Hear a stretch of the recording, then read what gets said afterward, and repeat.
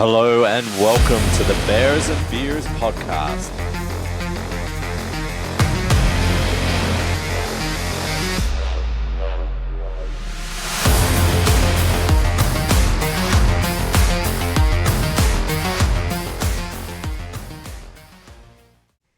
Yes, we are the unofficial podcast of the Sydney Bears Australian Ice Hockey League team. Thank you for joining us. My name's Gordon Goodenough, joined by three people tonight. We've got our first special guest, Nick Austin, the hockey operations manager for the Sydney Bears.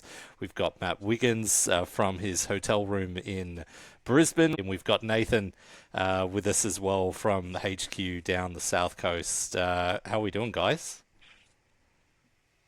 Very well. Just had my dad's birthday festivities tonight, some dinner and a couple of quiet drinks, and straight into action with you guys. So it's been good. I'm also very well. I had a lovely steak for dinner and a rather lovely bottle of Cab Sav. Nice. And Nick, welcome. Yeah, thanks for having me. I'm super excited to be on the show with you guys and looking forward to just talking some Bears hockey after a great weekend. Nathan, do you want to take us through the out-of-town scoreboard? Yeah, let's rock and roll. So to kick off, the Brave doubled up on the North Stars 6-3 at Hiss on Saturday. Peter Bates had 2 goals and 3 points in total. Cam Todd had a couple of assists, as did both the Kabara brothers. Joel Hasselman continued his really strong form of late, collecting the win in net, stopping 39 of 42 in the process. Santeri Harala scored 2 and set up 1. Ethan Hawes and Skachkov both had 2 apples each, and Trinker recorded the loss in net there for the North Stars. The Mustangs were 7-1 winners over the Adrenaline at O'Brien. Timmins and Crane had 5-point nights each. Crane actually has 39 points in his last 10, just looking back, which is something in itself. Giesbrecht had a really strong outing. He posted a 9-6-3 in net for the win. And Dolan recorded the loss in net there for Adelaide. Over to the Sunday, actually kicked off with plenty of goals. The Ice put 10 past the Adrenaline in a 10-0 shutout to keep their finals hopes alive. All but 3 skaters had points for the Ice. Key highlights, David Booth had 5 points, including a hat-trick. Erdogan 4, Dupree, Graham and Lake all had 3. Tatsu Ashita posted his 5th shutout of his career. They're my stats, Gordy. I could be incorrect, but on quick reference, I came up with the 5th, so you can certainly correct me if that's wrong. The Brave beat Brisbane 9-4 at the AIS. Bray Crowder had 2 goals and 4 points. Mitch Henning posted 4 apples. Jake Ratcliffe and Casey Kabara both with 3 points each on the night. And Tetro recorded the win in net. Finally, Newcastle doubled up on the Thunder 6-3 in the Hunter. Drolet and Skachkov popped up as they do, both with 3 points each. And then a bunch of multi-point nights for Harala, Klugerman, Aziz Bazi and Watanabe. Trinker with a dub in that one. And that is your rapid-fire wrap-up of the weekend. First of all, any results stand out to you guys in particular? No, I think as expected, we had most of the results go our way last weekend. Most of the results didn't go our way this weekend if we were looking for favours from other team, but that Bates-Hasselman powerhouse duo in Canberra still keeps rolling. They both were outstanding on Saturday. I think they both had the day off on Sunday, and well deserved by the looks of things. Yep. I think for me it was just a watch on the games that had the finals implications mostly, but as Matt said, they didn't go our way necessarily. But obviously a lot of action, a lot of goals scored this weekend. Yeah, there's almost, at least our game as well as the Melbourne game being both hitting double digits for one team. I was really impressive by the Ice coming up 10 rip against Adelaide's Sunday, and both the Ice Dogs and Canberra potting 9 goals each. Nathan said tons of goals this weekend. Definitely teams are hungry, trying to make that final push. Yeah, Tatsunoshi Nishida. Yeah, with the shutout, his first of the season, and yes, you're right, Nathan. The fifth one this year. I think 2 shutouts have been made against the Brisbane Lightning, 2 shutouts have been made against the Adelaide Adrenaline, and one shutout against the Perth Thunder. That was the Mustangs last week. Giesbrecht. Let's get into our game. It was a case of win and you're in. Get a point if the Perth Thunder got a point, because we're still waiting for clarification on the league's ruling on the tiebreaker as to whether point deductions affect win percentage. But so the Perth Thunder needed a point. We needed a regulation win to be able to ensure that we would finish ahead of the Melbourne Ice's maximum 45 points. And we had a good opportunity with Perth coming over with 14 skaters. And maybe, Matt, do you want to take us through the start, the first period? I will do my best. It was a very, very fast start. I think we were 3-0 up within the first 10 minutes, 2 even strength goals and a shorty. But yeah, very impressive opening from the boys. Kevin Sadowski scored the first and the last goal in the game. Great foot speed, poke check at his own blue line to break up a play. And he kind of continued in on net and buried a great shot high blocker side to get us 1-0 up.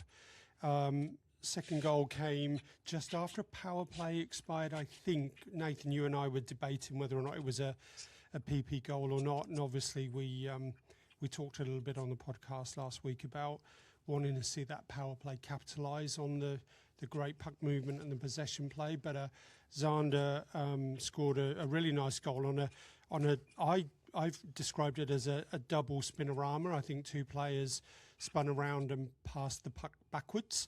But Zander was joining on the spot and poked it in from a reasonably narrow angle at the far post for the second. And then Tommy Lander with an unbelievable shorty to put us 3-0 up, assist from Brian and Finn Withy. Perth did get one back before the end of the period. Very lively boards down that bottom end. A shot from distance bounced off the board, and the Perth player was just at the far post there, Webster, and reacted quickly and tucked it behind Kimmer. But yeah, lots of encouraging signs.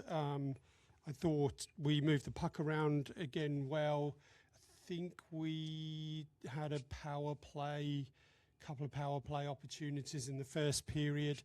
Did notice, and I've got to give you credit, Gordy, it was in my notes, but I think you called it out on the broadcast. You know, Perth's penalty kill is a lot more passive than the penalty kill that we've seen from the likes of the Mustangs and certainly the Rhinos last week. They do let you move the puck around. They don't put the pressure on the blue line as we saw Rhinos last week. So that enabled us to get set up in the zone and sort of establish ourselves and be patient. But yeah, we went in at the end of the first. Official shots tally was 17-12 in our favour, but 3-1, and it possibly flattered Perth a tiny amount, but really thought we started well. Yeah, I agree. I thought we were looking sharp. It was actually good entertainment value for the first period. I thought we were moving well, both with our feet and from a puck distribution perspective. You know, we're getting up the ice really quickly. You know, that first goal from Kev was a really, really nice finish. You know, just walked it in and beat the goaltender high blocker. Really nice to see Kev snipe that. Actually really enjoyed the Wardlaw goal. I noticed Tommy Landed sort of buzzing around doing some really good work off the puck.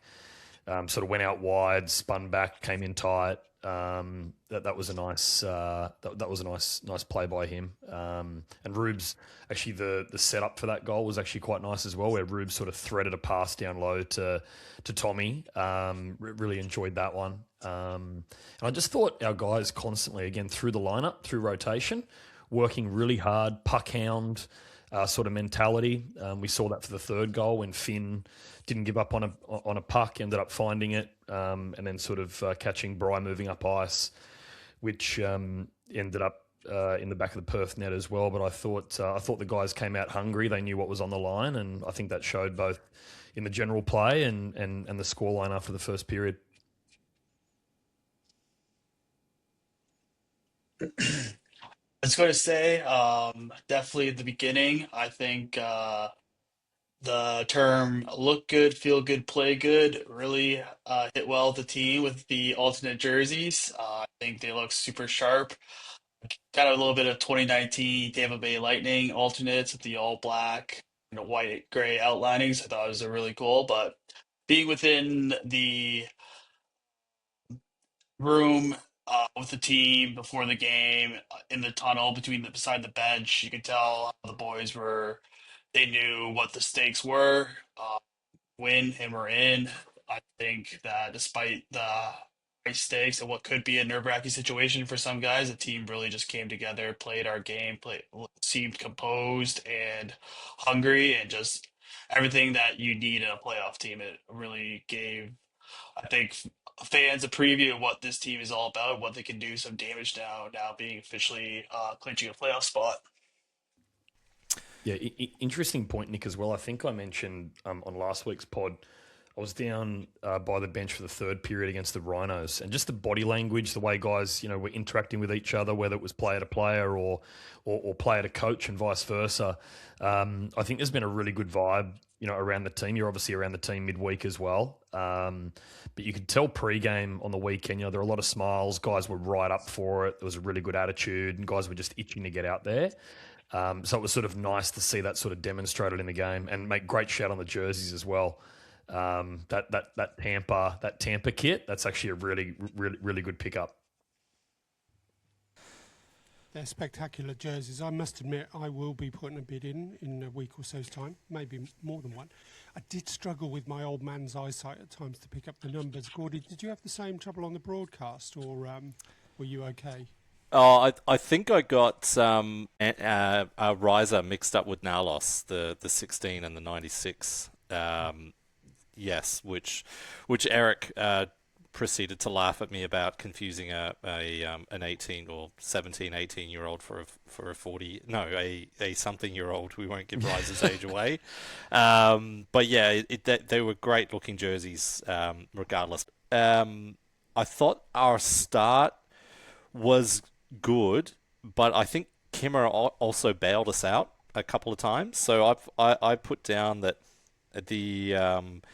we certainly had the better of the opportunities early, but after we scored the first goal, we gave up two grade A chances, and I'm not sure if they got a shot on goal on the first one, which was an odd man rush, but the second one definitely Kimmer made a really good save after a giveaway on the offensive blue line by us, and I thought that was important to settle us down and get us into the game, and then we scored a couple more after that. Yeah, I was right beside the bench there on Saturday night. I think that the team has a lot of faith in Kimmer, and seeing a big save like that, the bench definitely erupts a bit. Boys are banging, kicking the bench, letting him know that, appreciating his save, and that I think it also just translates throughout the whole team that we're scoring goals as we put up three in the first, but then on the back end, we're making the saves as we needed, and just being that complete ultimate team. Webster scored at 5:31, and we were actually under a little bit of pressure at that time. Perth were pushing us, and Finn drew a penalty a couple of minutes later, a tripping penalty.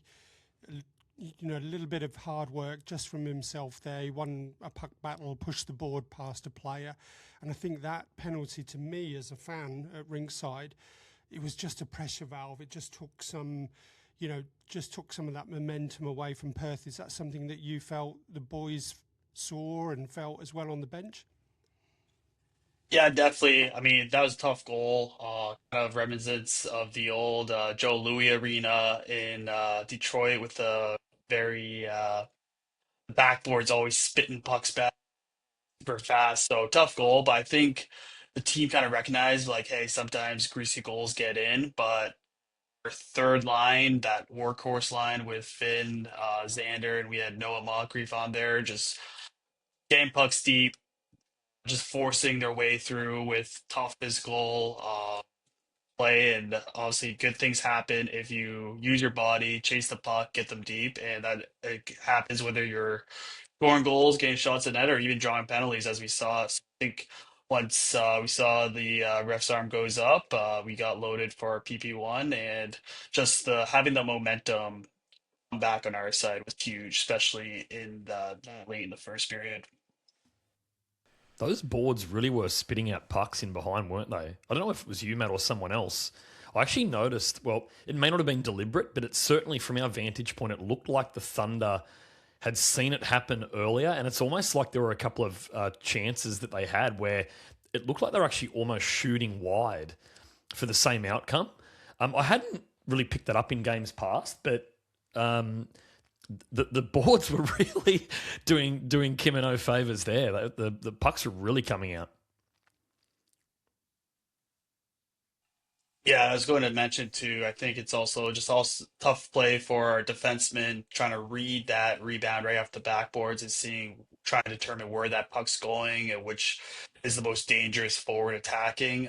Just super, again, sometimes hockey just ends up like that. You get these weird, greasy goals and chances, and sometimes it goes your way, sometimes it goes against you, but it's just how you respond is really the key, I think. And we responded in the period next is, I think, a great indicator of what this game was made of and what our team's made of here. Yeah, that's a great segue to get into the second. We head into the second period. Nick Seitz didn't leave the fans in suspense for too long. What did you guys think of the second? I think just to kick off with that first goal, great pass up ice to Kev, and then we saw Nick's sort of speed and shot combo. He absolutely burnt David Kudla wide, took it into the net, great finish. That was sort of I guess almost a trademark Nick Seitz goal at this point in time. But Kev was actually making some really good outlet passes from the back. We saw that later on in the game as well. And I'd actually say throughout this period, that was almost the trademark of our play. And one thing that I sort of took out, at least watching the game live, is we seemed to really be attacking with numbers. We were sort of finding the zone sort of as a collective forward group. And you could see the Thunder, they were really struggling for coverage, trying to pick up numbers at speed. And I think, again, that was very much reflected in the scoreline throughout the second. Yeah, I noticed that great breakout pass from Kev as well, Nathan, and Riser didn't pick up an assist. I think it was Riser, but I was stood with Tyrell's mum and dad during the game, and I noticed that I mentioned to Tyrell's dad, I'm pretty sure it was Riser. He reversed the puck around the boards, and Nick got it head up, straight up ice. That great breakout pass, Brian across. But Nick just drove at defenders all afternoon, didn't he? With that great speed, he just must be so terrifying. If you're a defenseman and you're seeing him come down, with the wind in his tail, and you're not sure if he's going to do that little between the legs toe drag move that we've seen a few times, or unleash that wrister and use the defenseman as a screen, or just blow around defensemen, which we saw him do for one of the goals in the second period. So yeah, it's just a thing of beauty watching Nick Seitz in full flow and at full speed and just driving at defensemen. Yeah, he blew past Lyndon Lodge for, I think, our sixth goal or the second last goal of the second period. Very, very similar play. Maybe that was the goal I was thinking about with Kev's breakout pass. But I love, when you see Seitz, he's sort of possessing the puck in the neutral zone and then really burning defenders wide. It's such a pretty sight. Almost sort of gets you up on the balls of your feet, waiting to see how he's going to take it in and ultimately finish off. But I thought we were quite dominant through this period from what I saw. Nick, I'm not sure what your numbers sort of say about that and whether it sort of reflected my comments, but it certainly felt that way, not just from a scoreline perspective, but I thought we were really flying through intervals of the second. Yeah, definitely. I agree with you, Nathan. And like, just quick numbers would be. I know last week on the pod, you guys were talking about analyzing or getting the shooting percentage up, meaning getting more goals via our net. And for the second period alone, we got four goals in the danger zone, which is, for people who don't know, basically from the goal line slash goaltending net up to the hash marks, the inside hash marks of the offensive circles. We had seven shots in there in the second period, and four of them were goals. So I think again, this just shows a difference between last week and this week of really now capping on our scoring opportunities. And number 67, definitely with his, as Maddie was saying, with his speed, I think his strength as well, just big body, able to maneuver his way into that danger zone to capitalize was a huge thing. And the thing too with the 67 is that he's a smart hockey player, extremely smart hockey player, uh, IQ, and he seems to be one of those guys who knows where the puck is going to be before it's even there. So yeah, really great outing with him this period for sure. He strikes me as like a Greg Maddux style of player. Greg Maddux, famous for the mental aspect of the game and outthinking, the batter. And you see Nick, he's full of surprises. So he'll take a defenseman out wide, and then he'll take a sharp angled shot to the near side. And then the next play, the goaltender, if they're expecting it, he cuts across the middle, takes a shot through the middle. Like, he's got so many bags of tricks.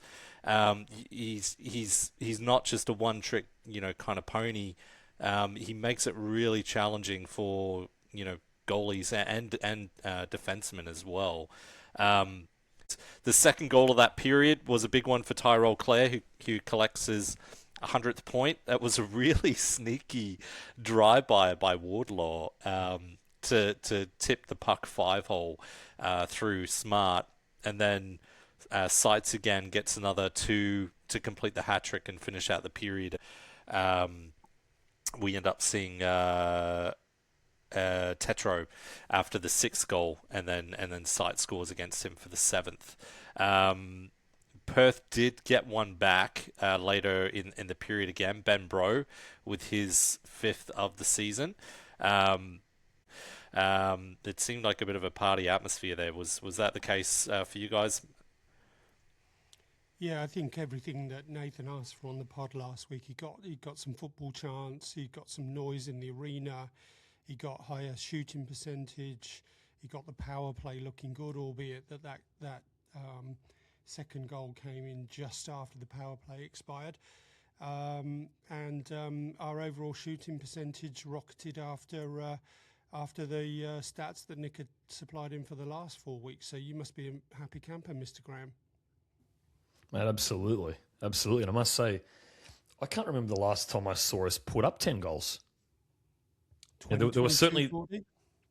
Yeah, July 2022. That season, we got a 10-2 game over the Sydney Ice Dogs, and then and a 12-2 game earlier in the season, I think in April. But yeah, it's been a while. I was surprised because 2024 we had such great offensive weapons.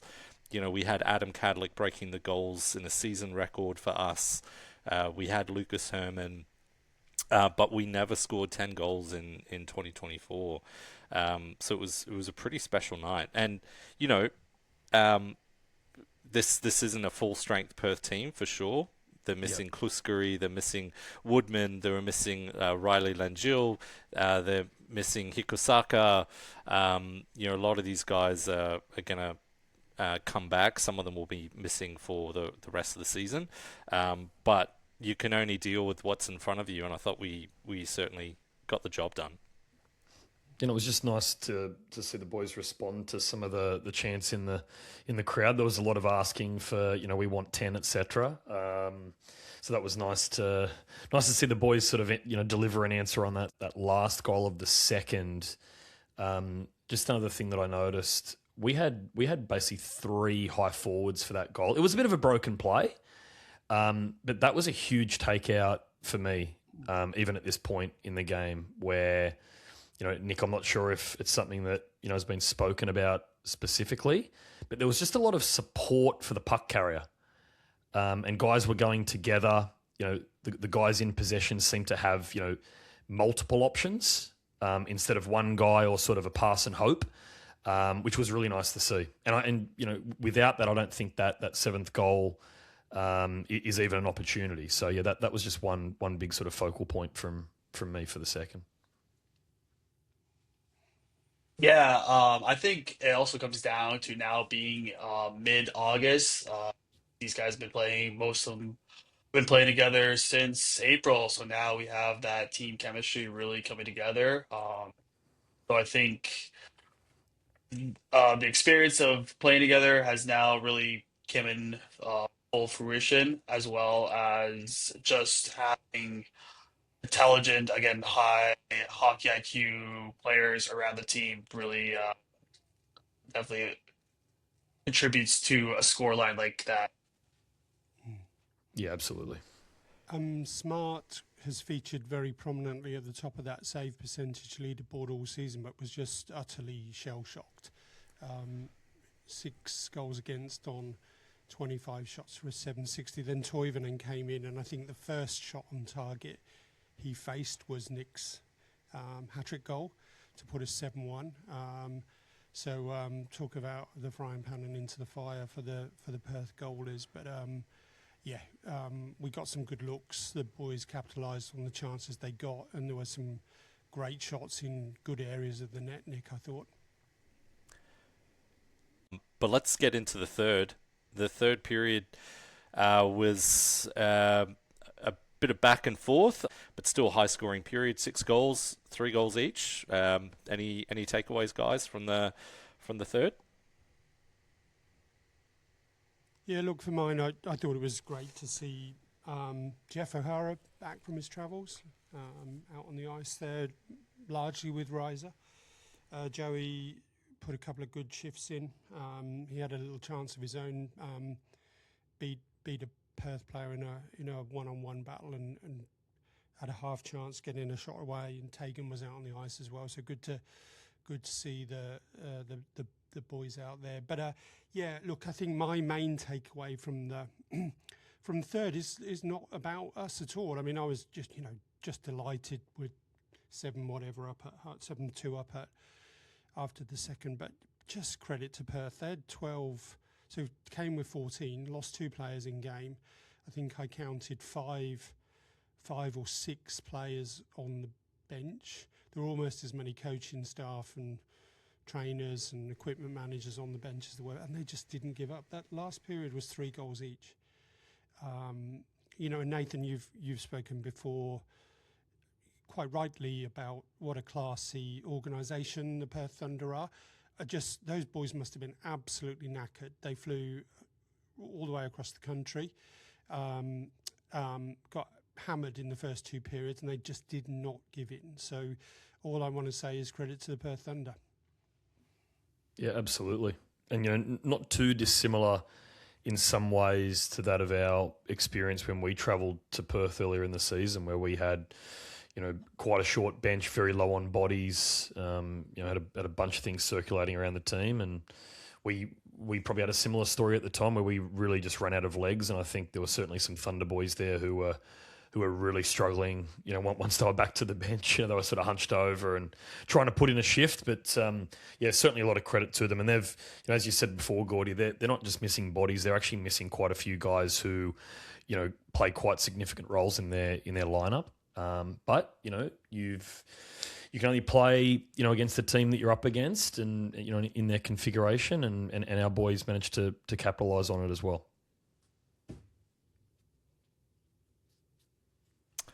Yeah, I was going to say, third period, I think the team knew that the job was finished that we went up to go out against. And the fact that Perth was battling, definitely props to them. And as Nathan was saying, I was on that trip with the team to Perth, and it was definitely a very tough one. We definitely know how it feels on the other end, getting pounded, whole the arena, their fans are just screaming at you to run the scoreboard. It is a definitely a tough situation. So a little bit nicer for us to be on the other side this time around. But props to Perth though. Sometimes in this league as well, that things can get a little chippy and greasy between players. But I think Perth is a very respectable organization, and lots of players just playing clean hockey despite to the last whistle, despite the score line. So definitely little things to clean up on our end, but I think we're still scoring, still playing decent hockey, and I think all the boys were looking forward to the little post game celebration afterwards. I think if you look at our ninth and 10th goals, Lucas all alone in the slot after extended ozone pressure. We just kept the puck, were patient, we cycled it around, and Lucas was literally all on his lonesome right in front.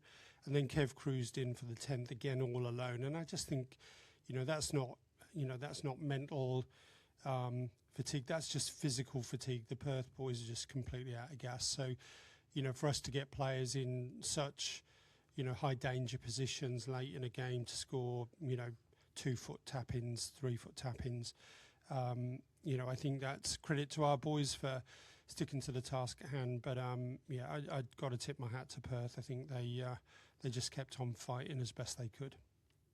And I think if we go through the goals in the third, there were some really well connected plays. That eighth goal that Nick scored, I really liked the play from Finn.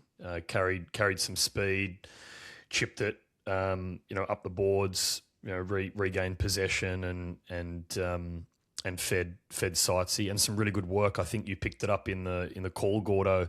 Some really shifty play from Xander on a bit of a drive by at the net front, and I think you also cited just earlier that he made a handy play off the puck for. Actually, it wasn't off the puck. He got the tip in front off Tyrell's shot in the second. So really nice to see him sort of occupying those parts of the ice as well. It's probably not the strongest part of his game, but really good to see him going to those areas and contributing for production. Really enjoyed that Herms goal from just the setup perspective. Brian showed really good patience, to hold possession, find Herms, took it around the net. Again, just I like the way that these plays came together, and then obviously to have finish and execution at the end. Again, really nice to see, really promising. And shout out to Lucas Herman too for after scoring the ninth goal, just being like, just waving the celebration off. Yep. And like, let's not rub it in here. And Sadowski as well after he scored the 10th, same thing. We're not going to go skate to the bench and skate past the Perth bench. I thought that was classy. A few random statistical takeaways. Noah Moncrief, 3 assists that game. That's a new career game high for him of assists in the AIHL. Finn Withy, 3 points. That's a new high for points in a game for him. Nick Seitz, 6 points. That's a new game high in points for him. Brian Chambers, 4 assists. It's a new season high for a Bears player of assists in a game. The last time a Bears player got 4 assists in a game was Lucas Herman in Perth in the last weekend in 2024. He got 4 assists in both games in Perth. Kevin Sadowski, he scored 3 goals this season. His first goal was from the right point, just inside the blue line. His second goal from the right face-off circle, and his third goal from the right of the blue paint. So I don't know where he's going to score his fourth. If it's he's going to need to crawl inside the net for that trend to continue. I was just about to say Michigan. Come on, Kev. You've got it, mate. We're calling it now. That was a nice goal as well. Good to see Kev sort of going right in tight into the crease, but we actually had extended time in the zone. Managed to hold possession. You could see the Thunder sort of, trying everything to try and gain possession and clear it out. They were desperately in need for a change. But some good setup work from Bry. And we've seen different elements of Bry's game. I think certainly in the first period, I noticed him making every attempt to crash the net really hard. I think there was maybe one that went off his stick wide, some others that didn't actually find him, or the pass didn't find him. But that was good to see. And we've also seen him finishing from different areas of the ice, particularly on one-timer opportunities. But even just recently, we've noticed that certainly the last few weeks, his creativity and his distribution ability, just to see opportunities and again execute passing plays. It's really good to sort of see him showcase the different areas of his game that he can bring. And I think 4 assists, again, it's a pretty cheap comment, but I thought he was really good value for that. He looked very dangerous in this game. Another quick shout out to Bry Cambo. He was also 5 for 5 at the faceoff draw. Even though he's not the centerman on his line, sometimes he'll take the draw instead of Herms, as well as sometimes contribute a little bit on the power play as the centerman.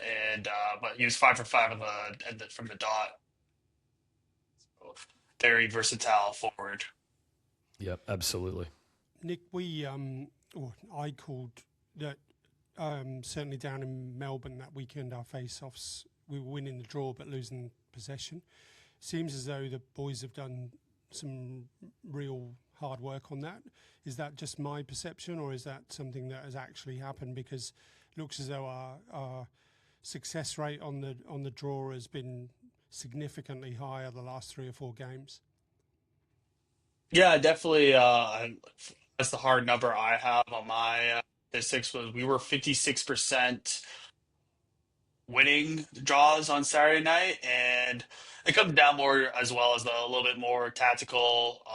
The centermans, their wingers, and the defensemen all have set plays on what to do on winning the face-off, as well as I think just the compete level has been upped a bit. Whereas when we're taking draws, our wingers or defensemen are now tying guys up right away and battling for that puck. Again, I think it all comes down to what I said earlier with the fact that the team knew what was at stake on Saturday night to punch our ticket to the finals. And I think just everything, again, was showcased that through every aspect of the game as we hit on now even face-offs, just dominating the face-off dot. And from an eye test, again, just looking composed, competing right as soon as the puck hits the ice. And really good just to see the team. Everyone was smiling, upbeat, really positive body language, a lot of positive talk. I think regardless of where you were placed in the rink on the weekend, I think that would have came across pretty clearly. And I think we've got such a group of guys here where if they are smiling, having fun, playing a little bit lighter, that's probably in turn going to produce their best hockey. So it was just really nice to see contributions up and down the lineup again. Which has been another theme of our play over the last 3 or 4 weeks. We've noted that on the pod several times. Just really nice to see the boys having fun out there. So next week we play Newcastle North Stars on Sunday. It's the very last game of the season from puck drop time. The puck will drop at Boondall between the Ice Dogs and the Lightning at 2:00. What are we expecting for this one? It's Newcastle have been top of the table for much of the season. We've had 2 losses to them. What are your thoughts, guys? Like always with North Stars, I think it'll be a tough game. I'll be interested to see what sort of lineup they put out there. I guess with the now they'll look at the standings and the fact that they're tied with both CBR and the Mustangs. You would assume that they'll come full strength. They probably don't have that luxury of resting guys. Look, they've got a lot of firepower at the top of their lineup. Again, a lot of experience. a lot of guys who have spent many years playing alongside each other. I feel like every time we jump on the pod and I run through my score summaries, it's always the same guys consistently every single weekend who pop up for them for 2-3 points every game. Your Droles, your Klugermans, your Harala. Skachkov's been one of the highest scorers all year and very, very consistent. They've got a dangerous power play. So they're certainly a team that poses a lot of danger to us. We'll need to be disciplined. You don't want to give them any freebies because they will put them away. But I also think that both us and the North Stars have shared a really strong sort of competitive spirit between the two teams. So I would expect a really hard fought game. We've both got a lot to play for, and no doubt both teams would want to be bringing in some nice momentum into finals and carrying that in. So I'd expect a really competitive game and certainly a lot to play for both groups. Yeah, agreed. You didn't mention Trinker, Nathan. He's No, I been didn't. on a bit of a heater recently and is creeping up that save percentage leaderboard. But yeah, Skachkov leads the league with 79 points. Harala second with 77. Look, we're in, but I think, Gordy, you've just outlined the size of the prize. If we, if we can secure 3 more points and probably avoid one of those 3 big powerhouse teams. They've all been in incredible form recently. Mustangs, Brave particularly. North Stars have been there or thereabouts all season long. There's a lot at stake here, so hopefully the boys bring their A game, start fast again, and we can all enjoy ourselves at the last home game of the season. I'd be interested to see what Nick would say, but I think this is going to sort of prove a really good sort of barometer for us heading into finals. Having the opportunity to play one of the league's top teams in the lead up, I think is only a good thing for us. Yeah, definitely. I think Newcastle's had our number all season. We've lost one to them at home early in the season. That was a close 3-1 game. I believe it was 3-1 with the third goal being an empty net. Yeah, 2 of their goals were from the power play. Nathan pointed out that their power play is lethal, but the 2 games also going up to Newcastle where we lost. I think that they're a very structurally well-coached team. They do have firepower, they have goaltending, but hockey's a weird game sometimes, and we felt when we were in Newcastle that you just get bounces that don't go your way and it just results on the scoreboard. But we think sometimes momentum just needs to change, and I think this gives an opportunity for the team to not only fighting for our finals position, but get that monkey off the back while playing the North Stars, who have our number still. So I think a win against Newcastle after not being able to all season would really carry huge momentum going into Melbourne the weekend after. I'm usually the hesitant person here, but I reckon we're going to win this weekend. I feel pretty confident. I think we're hitting form at the right time of the season. We've got 4 wins in a row now, which is our longest win streak of the season. We had 2 8-game win streaks in 2024. Let's get one more 8-game win streak to finish out 2026. No, I like it. 3 points and injury free for me, thank you. Sounds good. We'll definitely take that. I think further to Nick's comments, that game at Macquarie, Nick, at the start of the season, or certainly early in the season, I thought we more than skated with Newcastle in that game. As you say, it was more so just the special teams that probably ended up being the difference. But I thought 5-on-5 we were the better team. The game in the Hunter, I just watched it on broadcast, but they were the better team in that game. So I think even though the standings would probably reflect that there's been a real gap between the teams, I think in terms of a head-to-head matchup, I think these 2 teams are pretty close. And I know our guys will be very motivated to take this one in the lead up to finals. Yeah, definitely. And again, I know hockey, like I was saying before, about momentum getting flipped, and sometimes things go your way, sometimes things don't go your way.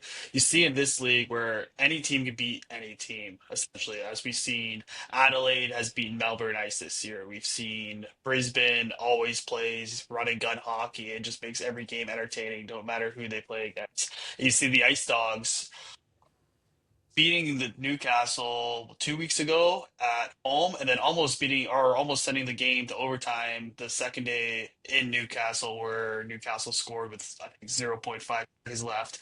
Again, just shows that any given day, anything can happen, and just show up, and compete. A result can transpire for that. So obviously, with all that being said, we definitely going to take and consider what happens on Saturday, but very ideal. Come out with 3 points on Sunday, give the fans one final win in Macquarie, then head into to Melbourne with a good fourth seed position. I think is the goal for everyone. Uh, I think just to uh, shout out to the fans, the last two or three games at Macquarie have been absolutely fantastic, particularly towards the back end of games. So, guys, keep it up. You've been absolutely fantastic. As I said last week, there's no doubt that the guys feed off it. And it's the last home game, so have plenty of fun. Get behind the boys, and let's hope they respond, and we can finish on the right note at Macquarie. so, Nick, we introduced you at the start of the pod as the hockey operations manager. Tell us a little bit about your role and your background for the listeners. Yeah, for sure. So essentially, I work alongside Nathan. With Nathan not being living in Sydney anymore, I'm essentially his bridge between the team and himself. What's going on between practices, games that he can't make, and I'm essentially also the team manager uh, on between while we travel for away games. With that all being said, with the away games, Nathan and I plan the logistics behind the scenes. So we're booking the flights, we're managing buses from the airport to the hotel or to the arena, booking hotels, things of that nature, as well as I'm the direct contact for players if they need any equipment. So you can put equipment procurement on my tab as well with guys. If they need sticks, I text stick suppliers. If they need skates, get that ordered for them. Essentially, if you want to think about it, I am the player's agent in the season for them. So anything they need, I try to get what they need as fast as I can, and with the help of Nathan. But yeah, that's and then during in the game as you might have seen me on the bench before, based on our personnel on the bench this we've had this year. Some games I'm on the bench, usually in the all black jacket, trench coat jacket type deal. But if not on the bench at Macquarie, I'm also right beside. I'm taking stats in a paper book just for a little bit in-house keeping, as well as showing coaching staff and players in between periods of what we're seeing and how we can adjust on the fly, as well as just pumping tires on the bench, aka just keeping the spirits high, um, keeping the boys upright and upbeat as we're battling out there, and then away games as well as sometimes being on the bench. But again, just a little bit of a jack of all trades for the Bears. With that being said, and then in terms of hockey background, I'm from Canada. Grew up in central Ontario, about 100 kilometers north of Toronto, where hockey is pretty much religion up that way. Learned how to skate when I was 3 or 4 years old, was playing organized hockey by 6 years old. Played up to my 1 year in university. I had the opportunity to go to San Jose State University in California for a season. I ended up playing on the ACHA club college hockey team down there. I am a goaltender, so was essentially fulfilling some backup goalie roles. But It was a lot of fun down there. So, and then going back to Canada, just was finished in beer league hockey, just playing rec hockey. Anytime anyone needed a goalie while I was living in Calgary, Alberta, was always able to fill in when I can. And then with that all being said, for a career standpoint, I've worked in hockey with the Western Hockey League and their headquarters located in Calgary, Alberta. So if fans don't know, Western Hockey League is one of the branches of the developmental hockey league, the Canadian Hockey League in Canada, where players from the ages of 16 to 20 compete in, and those players are eligible to be drafted to the NHL. So I was fortunate enough to be the hockey operations intern for the Western League in the 22-23 season. Then from there, I moved on to work in a strength and conditioning gym in the summertime where pro hockey players as well as junior hockey players would train in the off season. Had a little bit of experience with that as well, and then ended up coming down to Australia, and I saw that the hockey season was a little backwards compared to North America, and decided to reach out to the Bears, and the rest has been history. Mate, it's been absolutely unreal having you. I must admit, when I first spoke to Nick in the lead up to the season, obviously we're always fielding different kinds of inquiries, from people, et cetera, and in this environment, sometimes it's really difficult to sort of find that blend between sort of the persona and behavioural side, and then sort of the know-how, around these environments that are very, very unique. And I think very quickly I realised, wow, Nick's going to be such a great, personnel fit for us and a great personality to have around the place. But he just has such a high level of knowledge, and like it's almost everything that I navigated, through in the way of a conversation and trying to give him a bit of an insight in terms of how things work and policy and process and things like that. He just knew it straight away. So to be able to, I guess, almost move to second base, immediately, has been such a luxury, and Nick's added so much to our group, from both a hockey perspective, but also a back office ops perspective. So we're very, very, very lucky to have him, and it's been absolutely awesome working alongside him. So yeah, mate, a massive thanks from all of us. Yeah, I was going to say, this has been a wild ride. Never, I guess you could ask me 2 years ago if I'd be working hockey in Australia. I don't know if I believe you. Honestly, just seeing the growth of the sport between the month of April to the month of August has been so exciting, and just how out Macquarie every game, the passion the local community has, and just having such a great group of players, both import and local Aussie guys, just really makes me well, like appreciate the sport being played down here even more. It's definitely the best decision I've made since being in Australia to be a part of the Bears. You're saying all the right things, mate. Right on script. Yeah, Maddie PR trained me before jumped I'm on the sure podcast. he did. Nick, I was super lucky to spend some time with you in Melbourne a couple of weeks ago and just see the amount of work you do and how calmly you do it and in such an organised manner. So, clearly that professionalism you bring from your past time at the WHL is very, very apparent. Just on the work that you do behind the bench, question I've got in terms of the stats that you collect. Are there any particular stats that Riser and Nico, really hone in on? We've talked on the podcast about shots from high danger areas. We've talked about face-off wins. We've talked about shooting percentage. But what are the coaching team asking you for in terms of the stats that you're collecting for them? Actually, I can show you on the podcast on the camera. So basically, my book, Nathan got me, has an outline of a hockey arena, an ice surface. So I just mark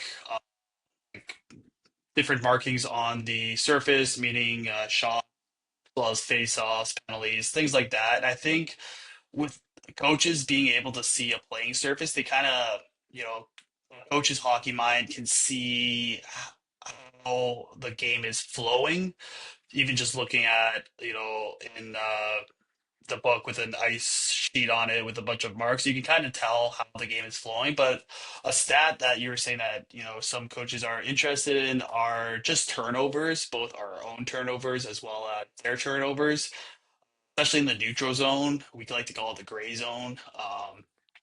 Just, between off of the defensive blue lines, just kind of where are we losing pucks? Are we losing the puck battles or winning the puck battles against the opponents? I think again, just overall, just the book kind of translates what is the flow and the momentum of the game. Again, Riza, Nico, we have Richie Crow on the bench as well with us. I think really good hockey minds. They know what they're seeing as well, just within themselves. But I think the book keeping just reinforces what they're seeing. And also just to be able to give the guys, after a period, just to be able to communicate with the coaches in real time and have that information, on hand super quick. That just enables them to sort of run through it and obviously make any associated changes that they feel is necessary. So to have Nick sort of relaying that to coaches in really quick time is obviously of benefit to the coaches first and foremost, then ultimately the team. The other quick one I want to jump in with, Nick, you mentioned working in Canada with 16 to 20-year-olds. How different is it working with those guys to, the likes of Kim Lin and Lander and Riser? And what do you have to do differently for those grizzled old vets that you don't do for the kids over in North America? Yeah, that's a good question. Definitely guys like Kimmer, Riza, and Tommy. They're the grizzled veterans playing high level hockey for a long time. I don't think there's much saying of giving words of tactics. I think it's more so just giving them words of encouragement. They know what they're doing. They're again, like I was saying, experienced high level hockey players. I think it's just just again pumping their tires. Giving them words of encouragement as they continue to grind out this sport at their ages. I mean, it's definitely respectable. I don't think there's much again between a 16-year-old, 16 to 20-year-old. You're kind of giving a little bit more of lending hand of in terms of giving help between tactics or things like that. But I think when you have an older guy like that, just you know what they're about. You kind of just pumping their tires, giving them encouragement, and just seeing them perform on the ice. What was something that you've learned about ice hockey in Australia that you didn't know beforehand, and maybe something that surprised you as well about the league itself? I definitely say the biggest thing I'm surprised about is just how every fan base, each 10 teams are just so dedicated to supporting their teams. Like again, no matter where we were playing in Melbourne, Perth, even Central Coast, they've got passions and they love their hockey. And I think it's really cool to see. Things that I wasn't definitely not experienced before coming down here is being in a hockey game where there's no glass. It's just all fishnet. I think is quite unique. But hey, I think as long as hockey's being played, it's definitely something you can kind of put behind. And I think just again, I think the sport is at an unreal level right now. I think the growth and the momentum is just riding so high, and I think the league and the teams can definitely benefit in the next couple of years and just keep the sport growing, as well as just keeping the fans coming in. And I hope this also translates to better grassroots and more minor league and kid participation becomes higher in this from this. So All starts, yeah, from the grassroots. As you can argue, grassroots hockey is the reason why the United States is beating Canada now in the Olympics because the NHL came in to especially the southern U.S. states and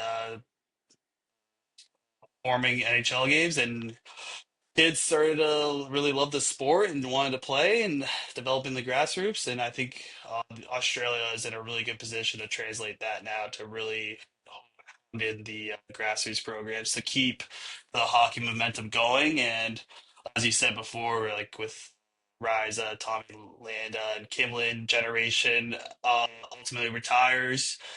We have a new grassroots of players coming in, keeping being so exciting.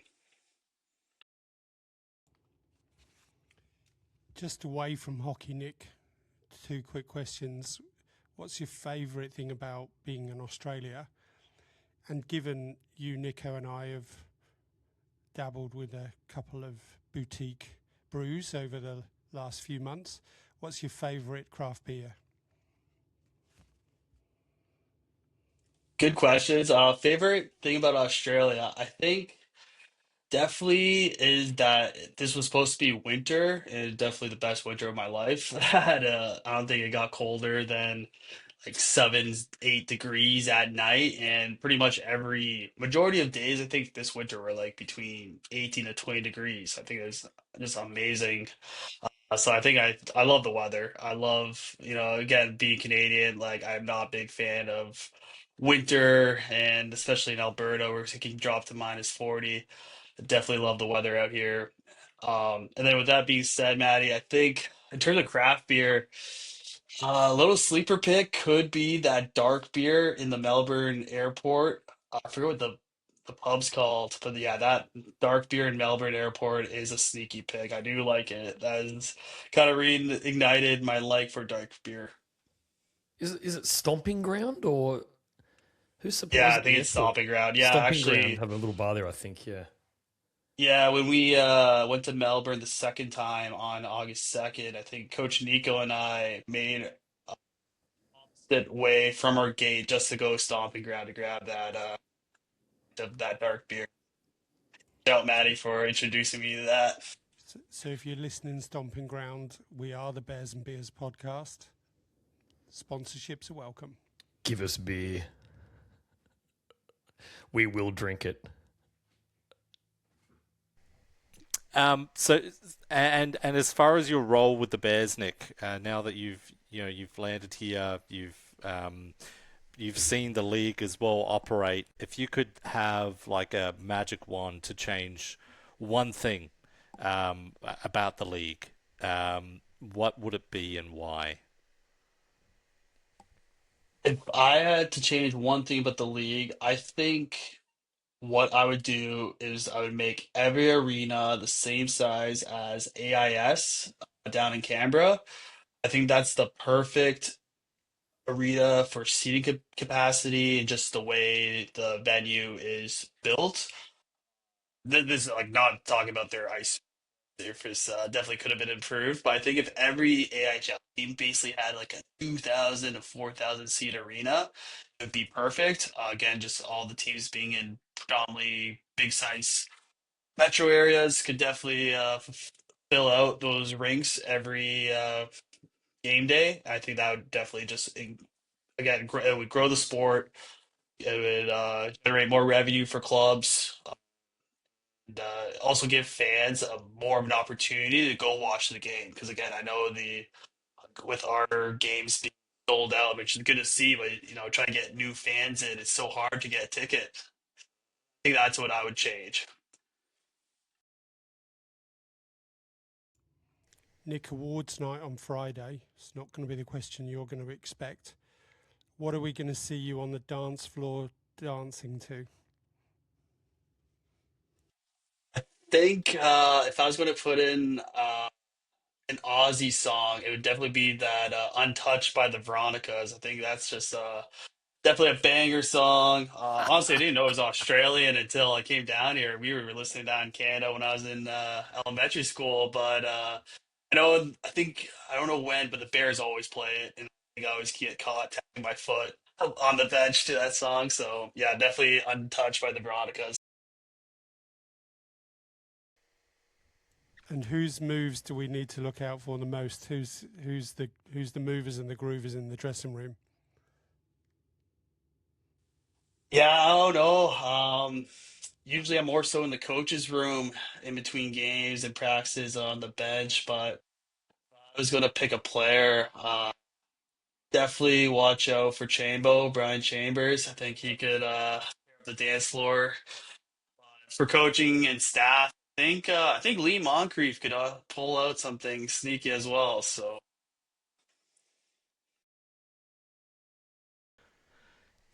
Um, any final thoughts, guys, before we say goodnight?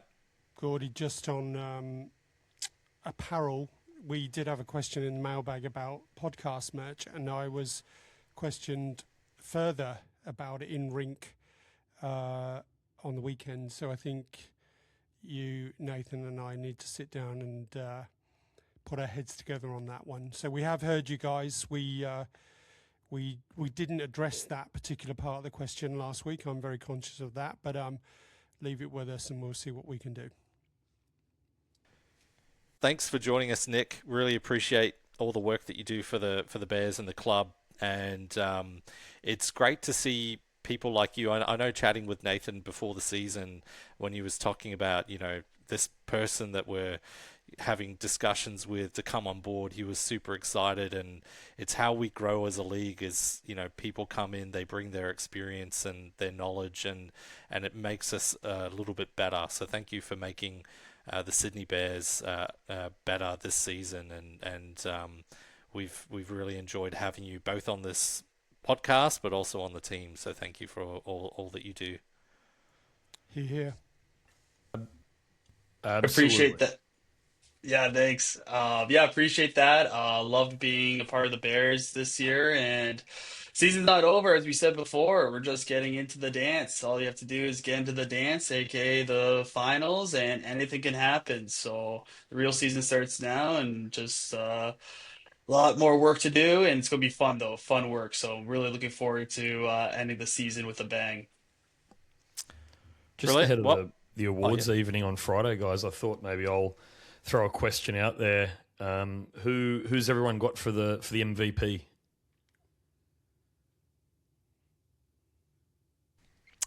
Lucas Herman, he's currently running a 25 game point streak. He'd be my pick. Um, yeah, Maddie? The way he's played the last 6 weeks could be the Dark Lord, Kimmer.